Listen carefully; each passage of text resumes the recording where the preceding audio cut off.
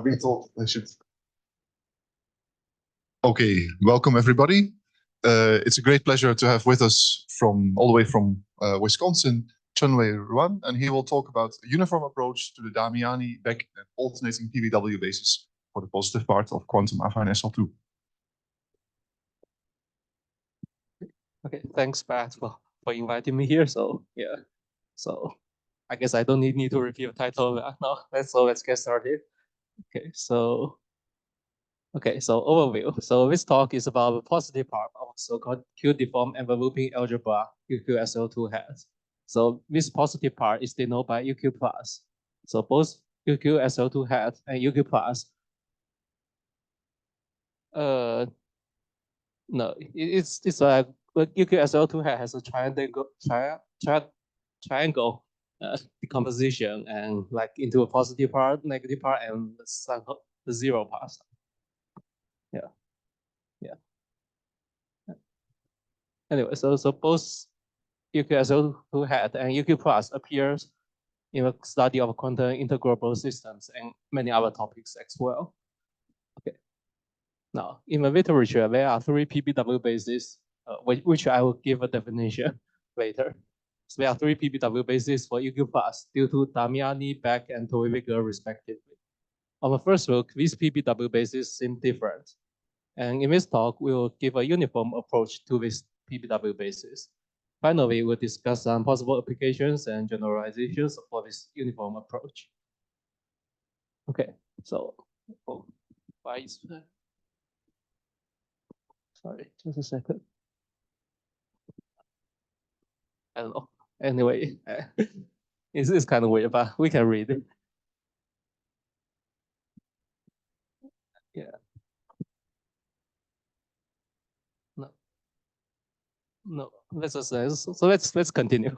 Yeah. Anyway, so first let's make a few conventions. Recall the natural numbers, set of natural numbers, and set of integers, and let F denote a field of characteristic 0. All the algebras in this talk, not paper, sorry, in this talk are associative over F, and only this page is weird, so let's just continue. Yeah. Anyway, so all algebras in this paper are associative over F and have a multiplicative inverse. Identity. Sorry. So let Q denote a non-zero scalar in F that is not the root of unity. So for any integer n, we define this bracket n notation to be Q to be n minus Q to be minus n over Q minus Q inverse. So just a note that some other people define this bracket n differently, but this is our definition here. Okay. Now let's get into the algebra UQ plus. So by definition, UQ plus is the algebra with 2 generators AB and the so-called Q derivations here. So we have AQB minus bracket 3 sub Q A squared BA plus bracket 3 sub Q ABA squared minus BA cube is equal to 0, and the same identity holds if we swap A and B. So this algebra UQ plus is called the positive part of UQSL2 hat. And just a note that the algebra UQ plus is infinite dimensional and non-commutative. Okay, so next we'll talk about some PBW bases. And I will now give a definition. So by a Poincare Birkhoff with PBW basis, or simply PBW basis for UQ plus, we mean a subset omega of UQ plus and a linear ordering on omega, such that the following elements, the product of such little omegas, form a basis for UQ plus, and for each omega appearing here, they of course must be in our set omega, and then they appear in the product while respecting this linear ordering. So you can think of a PBW basis as a building block for the basis. Okay. Now let's recall a few PBW bases known. Okay, so in 1993, Damiani obtained the PBW basis for UQ plus. So the basis elements are denoted by these notations En delta plus R0, En delta plus R1, and En delta. So these elements are defined recursively. So let's look at the recurrence relation. Could you explain the notation alpha 0, alpha 1, delta? I mean, these notations mean something separately. It may be useful to explain quickly. Let me see.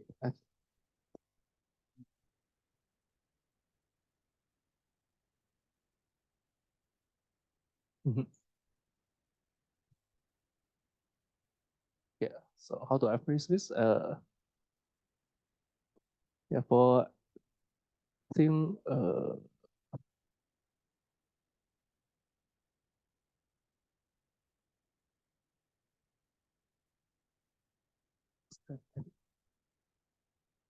I don't think I cannot quite recall that definition from Damiani's paper.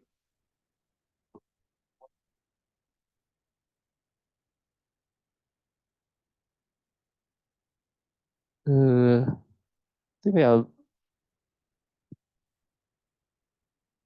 I remotely recall we are connected to root vectors of sorry, I don't quite recall any detail about that because I mean basically I'm not studying the PBW basis in this way. This is a history. Yeah, because we will see that I'm going to use some embedding of EQ class. So which really has nothing to do with and the root vectors actually. Yeah. Okay. So but anyway, so let's see. The recurrence relation is for first few terms, E alpha 0 is one of the generators, E alpha 1 is the other generator, and E delta is some sort of Q commutator. And for recurrence relation, we can see again there are some Q commutator with, I mean commutator and Q commutator, something like that. Okay. Now another PBW basis we constructed by Beck. So in 1994, Beck obtained the PBW basis for EQ plus by altering some of the Damiani base elements. So let's look at the elements. We have En delta plus alpha 0 and En delta plus alpha 1, which are exactly those from the Damiani base, PBW base.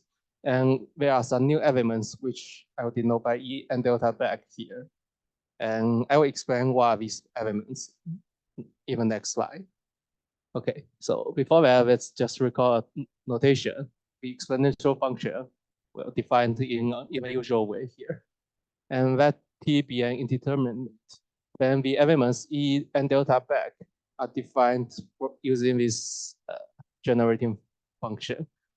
You can see on one side we have an exponent of some E and delta generating function here, and on the other side we have E and delta Damiani elements here. Okay. Now we have seen that the Damiani and Beck PBW bases are defined recursively and also using this generative function, which we can also get a recurrence relation, just like for first few examples. And you can see, of course, it's getting increasingly complicated. So now when it's of interest to give closed forms for these two PBW bases here. Okay. Now let's get in. Ask what was the reason for Beck to introduce this new basis? What's the benefit of this complicated generating function with the exponential? I think initially, like Beck, I mean, when Beck first constructed this basis, he didn't know this connection, so it was kind of first independently, and I mean, in practice, it was more useful. Although I don't know why, but and then later, I think Beck, together with two other people, Cherry and Presley, and realize that they are actually connected using this formula.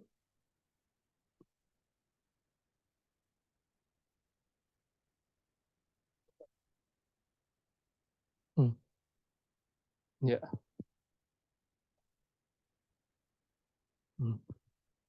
Okay, so let's now look at the closed form. But before that, I have some other history to talk about. So this is basically my tool, the tool I'm using to study UQ+. So the Damiani and Beck PBWs are defined recursively. Next, we'll discuss closed forms. And in order to do this, we'll utilize an embedding of UQ+ into a so-called Q-shuffle algebra V. This embedding was introduced by Rosso in 1995.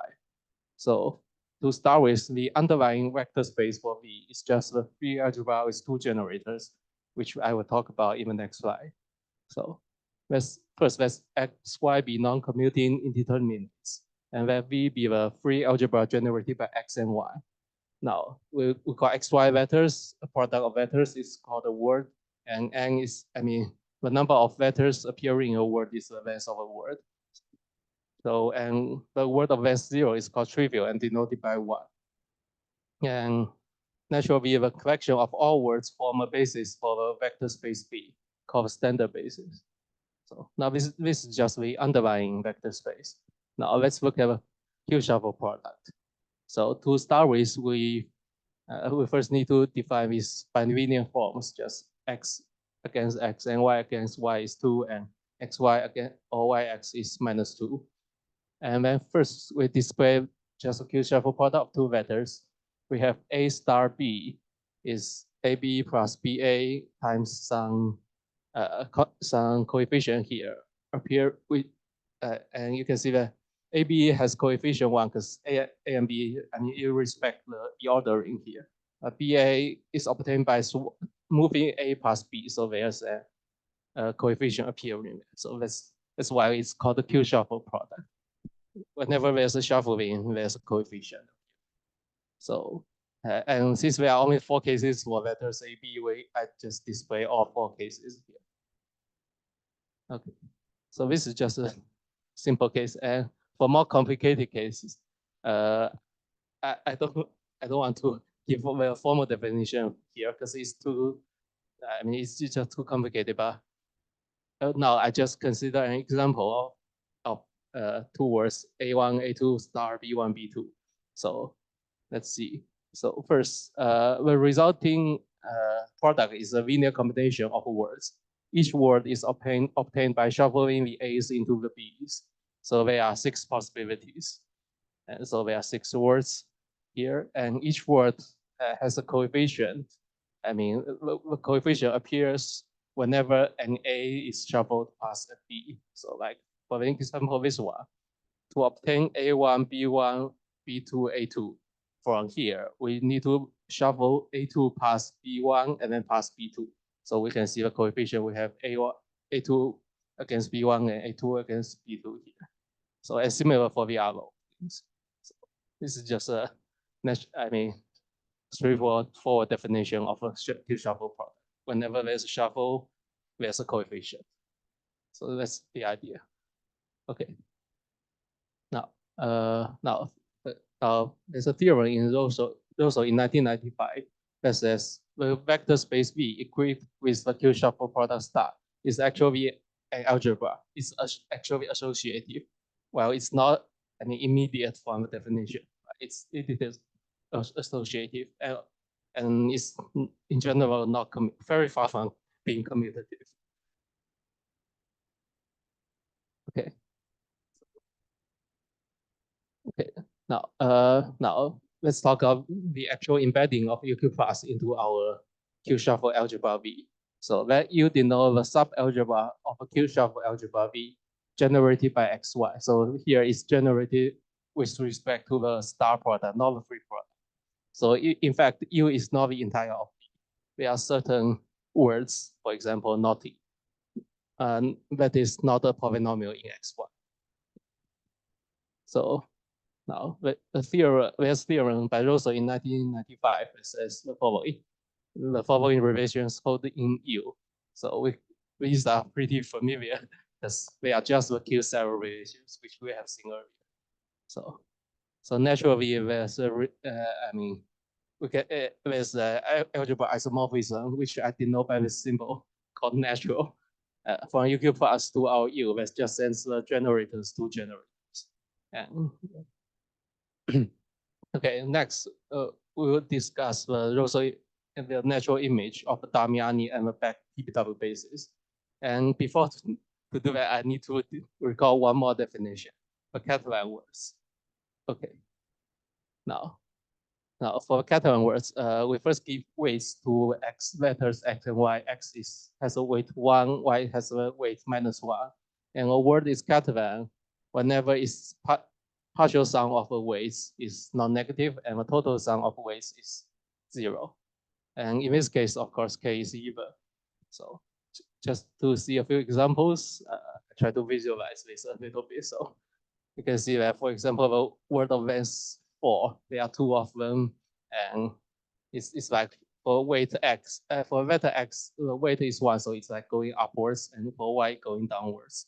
So these are so-called dipaths of the Catalan words. But anyway, so and you can see that like the number of Catalan words of length 2n is the nth Catalan number. Okay. Now, the Damiani PBW basis. Let's talk about how it looks like under Roseau embedding. Yeah, finally, now there are some interesting elements in our U defined by Tweewiger in 2018. So for these elements, Cn is a linear combination of all Catalan words of length 2n, and the coefficient appearing here is basically depends on the partial sum of the weights.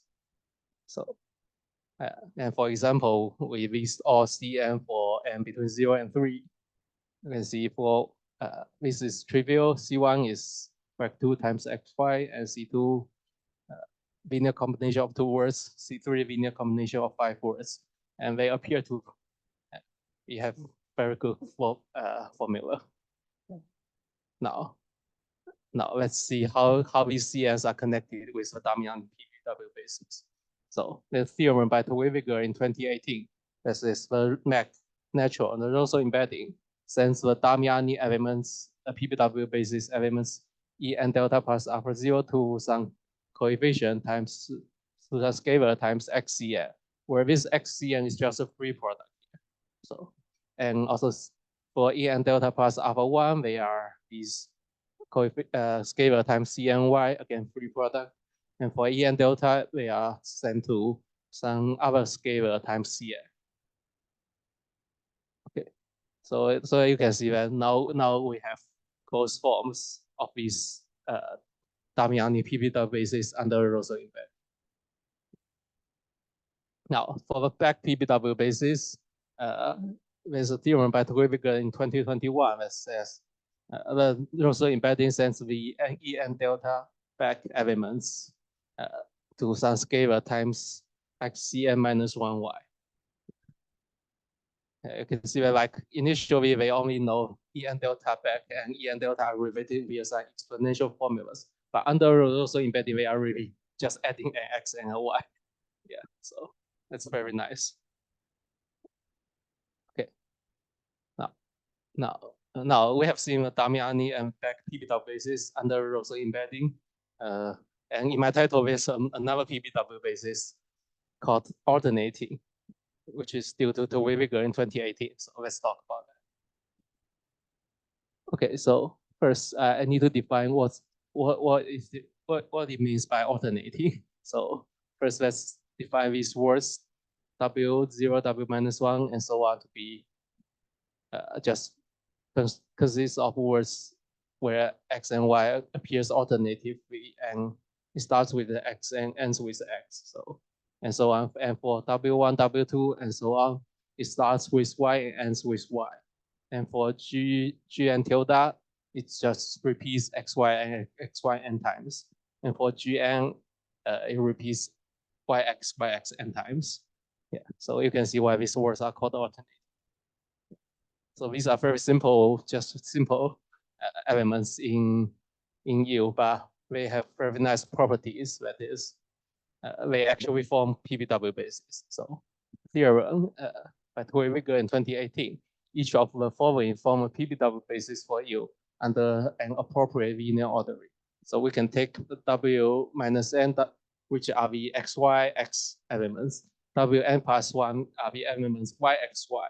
And Gn tilde are the elements xy, xy.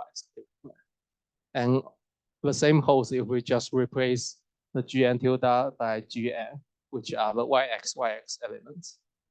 Yeah. Okay. Now next, briefly comment on the previous slide on the ordering. Are the elements within W minus N ordered sequentially, and then? Yeah, I mean, so for ordering to work, I think there are many orderings here. So for any orderings that satisfy the following condition. First, there's no restriction on these G and tildes because they actually commutes. So they only require like, they put an ordering on the W minus N, like for example, W minus 1 is larger than W minus 2, larger than W minus 3, and so on. And then in the middle, they put G and tilde in any order you like. And then finally, you put like, for example, like W1 to be the largest, and then W2 to be the second largest, and so on. Yeah, and always all larger than G and tilde, something like that. And of course, you can reverse the ordering, and there are some other possibilities, but basically, like there's no restriction on G and tilde or Gn. Yeah. Okay. Okay. Now the generative functions. So because we have seen 3 PBW bases now, and so people might ask, how are they related? So in order to do that, it's more convenient to look at the generative functions. So first, just for notational convenience, I write G0 tilde to be the identity.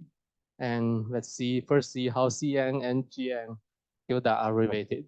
So we define the following generative functions of Cn's and Gn tildes.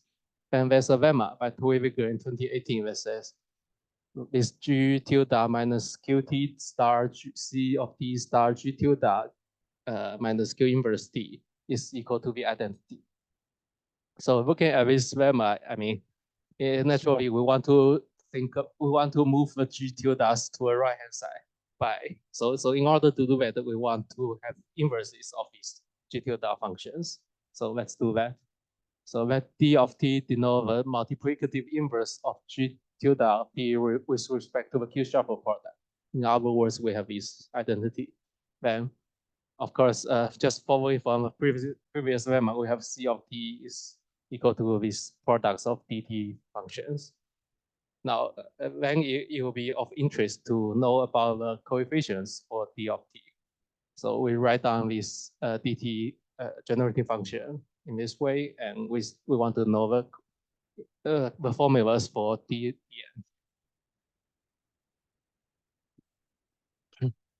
Okay, now, and actually, so there's the theorem by me in 2022 that says that actually gives closed formulas for the dn elements. We can see that dn is equal to sine times a linear combination of Catalan words of length 2n and the coefficient appearing here. Well, you might feel this is familiar because this closed formula for dn are pretty similar to the definition of a Cn elements defined by Tuiviger, and we'll compare them later. Oh, sorry, and you can see this weird notation AI bar plus 1 over 2, but it's always an integer because they are just two cases, either 1 or 0. Okay. Now, for example, I just restart the dn elements for n between 0 and 3. We can see again they are just linear combination of Catalan words with some coefficients appearing. Okay, now let's actually see how all those PBW bases are related. So the following formulas hold in U. So we have the C of T is equal to this exponential function in terms of the xcn minus 1 y's. But I have to comment that this is basically this comes from translating the exponential formula which we have seen earlier discovered by Beck and Chenwei and Presley. And but then this one is new because it gives the G tilde of minus T, the alternating elements in terms of, again, exponentials of xcn minus 1 y's. And again, we have d of minus t, well, it's not really, I mean, for now, we don't know if it will contribute to a PBW basis, but I just write it here for completeness. And you can see that, like, again, the Beck's PBW bases are kind of special because they are like these xcn minus 1y's correspond to the Beck elements, and they are actually standing in the middle of the exponentials, while other PBW bases are outside. So it's maybe there's some really specialty in Beck bases, but we don't know yet. Okay. Now, on previous slide, of course, we see 3 exponential functions. These functions are pretty similar in nature. So this similarity suggests that they can be obtained by a uniform approach. For the rest of the talk, we describe this uniform approach.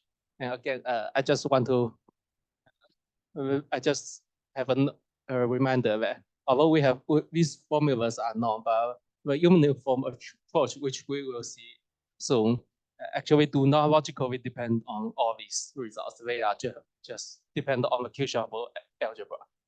Yeah, they are just from scratch. Okay, so to motivate, let's first define the following generating function. Let m be an integer, then we consider the generating function here, which depends on m. Yeah, and from the exponential formulas, which we have seen just 2 slides before, by setting m equal to 2, 1, minus 1, we get ct, d of minus t, g tilde of minus t, respectively. Now, of course, we want to know about general results for this exponential formula. So let's see. We have 2 main results. First, we will express the coefficients of t to the n in our exponential formula from the previous slide, explicitly as a linear combination of Catalan words. So they are given in closed form. And secondly, we'll give a nice factorization of the exponential formula. Okay. Now, so to motivate the proof, let's now compare the elements Cn and Dn first. So recall that we have Cn as a linear combination of Catalan words with these coefficients, Dn another linear combination with slightly different coefficients. And comparing these 2 definitions, it's natural to define these elements delta mn. So they are again linear combinations of Catalan words of length 2n. And we have these coefficients appearing here. So we can see that by setting m equal to 2, it cancels with this 2, so it basically becomes Vm and Cn. If we set m equal to 1, then it basically becomes Dn, well, up to a side. Yeah. So these 2 are quite straightforward, but then we have these 2, but then for the case m equal to minus 1, it's kind of unexpected at first, because we can see that this definition is kind of, it's long. It's the sum of overall Catalan words. But by setting m equal to minus 1, many things will disappear. And in the end, what's remaining are basically the alternating words, just simple words, xy, xy's. Yeah. And for the m equal to 0 case, it's trivial, but there's something hidden behind that, which I'm going to talk about now. So let's revisit the case m equal to 0. So if we just alternate, just alter the definition of a delta, which I denote by nabla here, just upside down version. Well, but the only difference between delta and nabla is that nabla, but even nabla, the product of the coefficient appearing here starts with 2, and while in delta it starts with 1. So I just leave out 1 term from the coefficient, and then it makes a lot of difference, which we will see in the next slide. But first, since I'm only leaving out 1 term here, basically they are just different by a scale. And you can see why delta is trivial when m equal to 0, because the scalar will disappear. Yeah, it's 0. Then, and for example, for the 2, 1, minus 1 case, they are just not surprising scalars of scalar products of Cn, Dn, and Gn tilde. But for the 0 case, it's now very interesting. They are actually just the xcn minus 1y's. Those Beck elements. Yeah. Okay, and since the deltas and navas are just different by scalar, and nava captures more information, so basically, my research, I mean, my computation actually involves a nava instead. So now I will mention two notable lemmas towards the final results. So the first lemma is a recurrence relation for the nava elements, which are pretty similar to the one for Damiani PBW basis elements. Yeah. Actually, they are kind of inspired by that, but the proof is independent and very different, actually. And for the second lemma, and we have actually some sort of commutativity between the nava and zero elements. And actually, there are more commutativity, which we will see later. Okay. Now, next, we will give an exponential formula relating the elements deltas and navas. So for notational convenience, we write down these delta generating functions. Now, just recall that again, the m equal to 2 case are the Cn elements from Damiani PBW basis. M equal to 1 case is the DT elements, and m equal to -1 case is the G tilde elements from the alternating PBW basis. And again, m equal to 0 case is trivial for delta, but for nava it's not. Okay. Now, then there's a theorem by me in earlier this year that actually gives a connection between the delta and navas. Although they are just different by scalar, but here, I was also able to associate them using this exponential formula here. So, yeah, and again, from this first, immediate corollary of this theorem is that since these nabla zero elements mutually commute, I mean, it follows that all these deltas and nablas are defined mutually commute. So I actually have plenty of commuting element, mutually commutative elements in the Q-shuffle algebra, which is not common because the Q-shuffle algebra is in general not commutative. Yeah. But there's more than that. So just remember, just a reminder that the nabla zero m elements are just the xcn minus 1 y's. And so basically, so before that, let's just look at some examples. So for m equal to 2 minus 1, 1, we have these exponential formulas back. Yeah. And also, since the right hand side is basically, the left hand side is already known. It's defined. So we now have a coefficients of t to the n in this formula, where again this, I think I should, instead of nabla here, I should write xcn minus 1y. Although they are the same, but I promise to give the exponential formula involving xcn minus 1y's and give a closed form for this. And this is a closed form. Okay, just a delta ms. I'm going too fast. Okay, so secondly, the second main result is this theorem. So which we were able to factorize the exponential formula here in this way. So for positive m, I have the is a product of dt elements and the coefficients. I mean, there are some coefficients applied to the t there. And for m equal to 0 case, it's trivial. But for m negative m case, we have a product of gt generating functions with some scalars applied to the t's. Yeah. So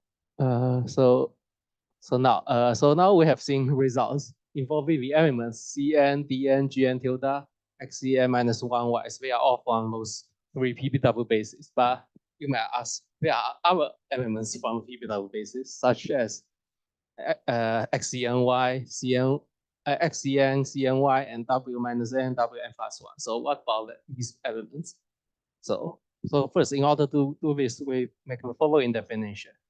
So for any word a1 up to an, we define the notation w in y inverse just by if a last letter in the word is X, then it kills the word, and if the last word is Y, last letter is Y, then it only kills the Y. And we further define one Y inverse to be 0, and for any V in the Q-shuffle algebra, we define V Y inverse in a linear way. And similarly, we can define X inverse V. Yeah. And just a side note that earlier I have defined the U to be the subalgebra of V generated by X and Y with respect to a Q-shuffle product. Yeah. And like doing these operations like Vy inverse, I mean, if V is in U, then Vy inverse is still in U. So that's some property here. Okay, now for convenience, we first write down this Nabla generating function.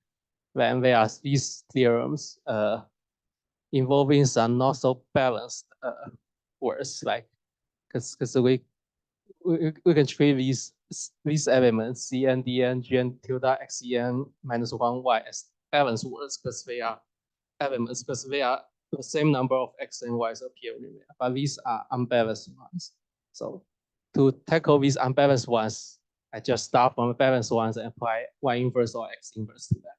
So this is kind of not so intuitive because the first thing people want to do is to actually attach an X or a Y, not canceling out. But like attaching an X to an element in U is dangerous because it might run out of U. I mean, it's very common that you will get something outside of U. But for taking these inverses, you will always remain in U. So anyway, I have these nice formulas as well. We have the delta MT like Y inverse is some scalar times. You can see that this Y inverse will disappear and move to the nabla. So and similar for the other ones. Now, like, I mean, while I'm rewriting these formulas, they are like the uniform approach to some known formulas. So again, we make the W minus and W plus generative functions in this way. Then in the previous theorem, if we set m equal to -1, then we get these formulas, nice formulas relating all those PBW bases. We have a W minus elements and G tilde elements from the alternating basis, and we have the XCN elements. They are from both the Damiani and Beck PBW. Yeah. And also for W plus, we also have similar properties.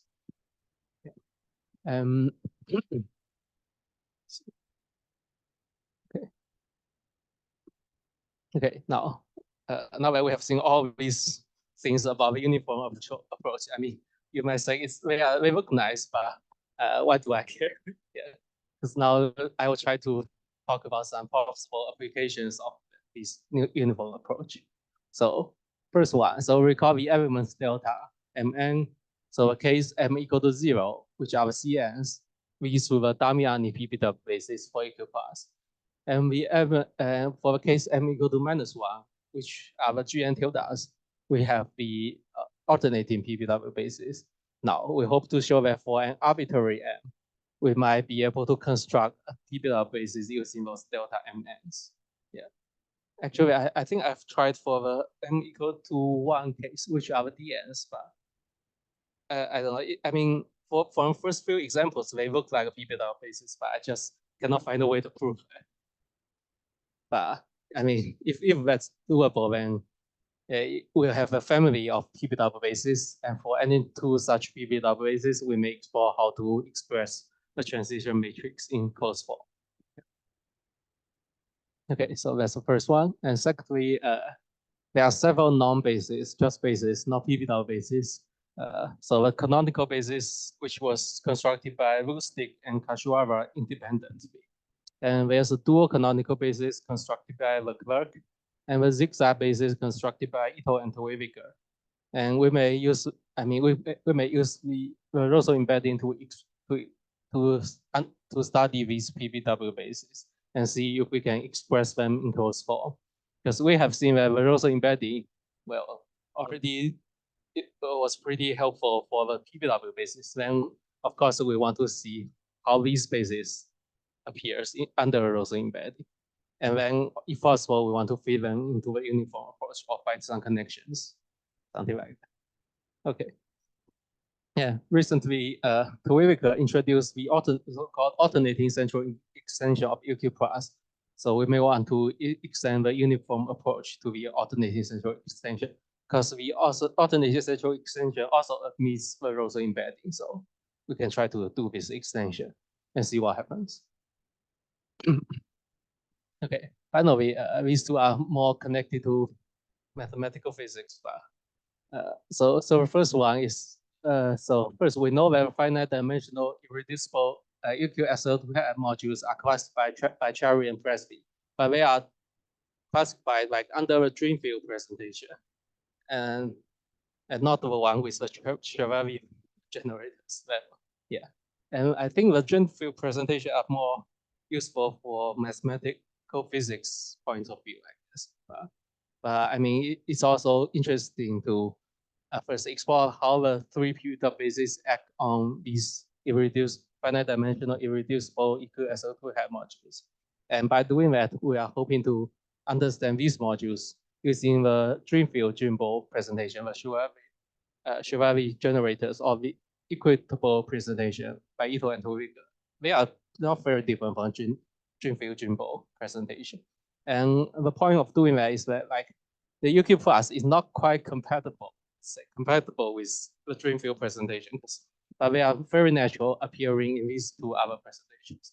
So I want to see how these elements from UQ plus and also uniform approach elements delta MNs act on the irreducible UQSL2 head modules and see if we can understand them in this point from this point of view.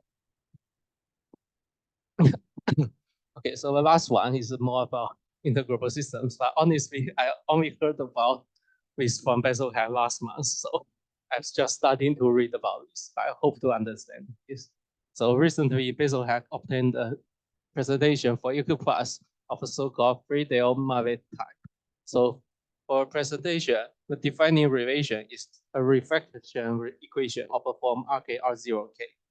So in his definition of that presentation, under a Rosen embedding, this K matrix appearing here is basically given in the alternating words here, under Rosen embedding, of course.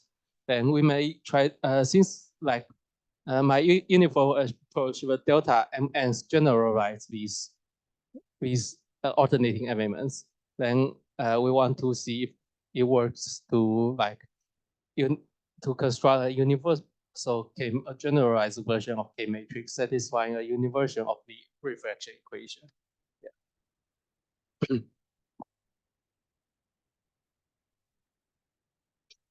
Okay, so now summary. So in this talk, we recall the algebra EQ plus and the Rosen embedding. We reviewed how the three PBW bases for EQ plus, I mean, due to Damiani, Beck, and Weaviger, and we reviewed how they are related using the exponential formulas. Yeah, of course, we gave a closed forms for these bases. And then we introduced this interesting generating function, which depends on the integer m. And for first main result, we expressed it as a linear combination of Catalan words in closed form. And the above exponential formulas involving the three PBW bases are just special cases of this first main result. And for the second main result, I just give a factorization of this generating function. And yeah, and of course, in the end, I talk about some other byproducts and also the applications and so on. Yeah, and that's all. Thank you for your attention.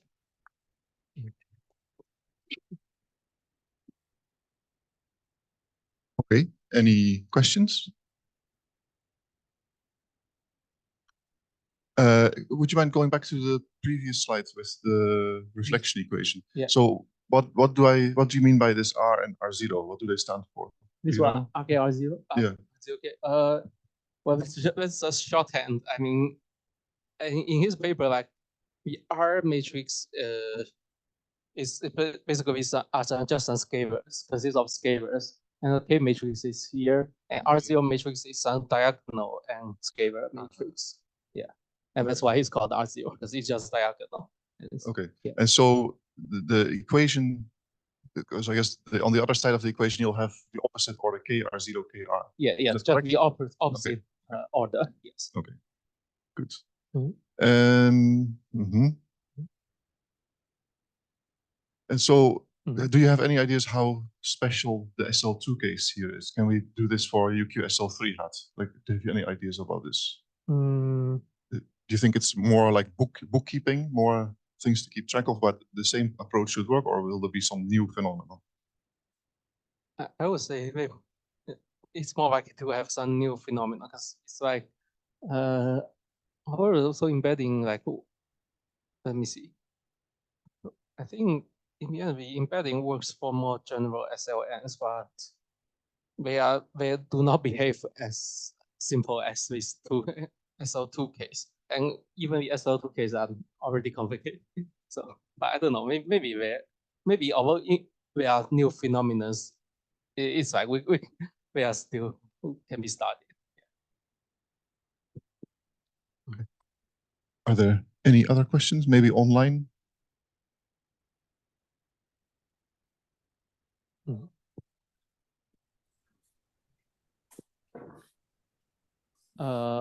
Mac, ask a question.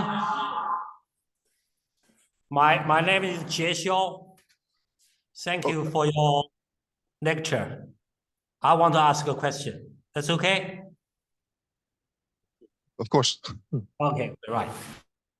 You know, for UQG, we have a non-degenerate pairing for canonical basis. There's almost orthogonality relations to this non-degenerate pairing. For PBW basis, we have the orthogonal relations for this pairing. You now obtained the a sequence of the PBW basis if I understand. What kind of relations respect to this non-degenerate pairing? Okay, thank you for your question. So first of all, first I don't know if this uniform approach actually lead to a new series of PBW bases. Although I hope so. But let me see. Yeah. So for now we still have those three PBW bases. Yeah, and sorry, can you repeat what your part about the orthogonal? The pairing defined by the many people that have a unique form that were just loosely defined that. Okay, right? And for this pairing, if you get any basis, and then in general consider the orthogonal relations with respect to this pairing for your basis. So what kind of orthogonal relations for your basis to this loosely bilinear form, the pairing of that? Let me see. I think I never looked at that part, but okay, thank you. But also I have a second question. Okay, you verify some of the commutative relations from your functions. Okay, but as we know, for this algebra, we have embedding of this classical whole algebra, that is the commutative ring to this UQ SL2, affine SL2. Okay, right? And maybe my question, maybe your commutative relation is just because they belong to the imaging of this classical whole algebra. Because the imagine of classical whole algebra is a commutative relation algebra. Do you think so? Yeah, I think they are somehow secretary. I mean, I let's just guess, but somehow they are kind of related. Although, I mean, like this embedding here appearing here is, I mean, the rows embedding appearing here is one way, one point of view of that. But we committed derivations are of course intrinsic properties of the UQSL2 hat. Okay, thank you.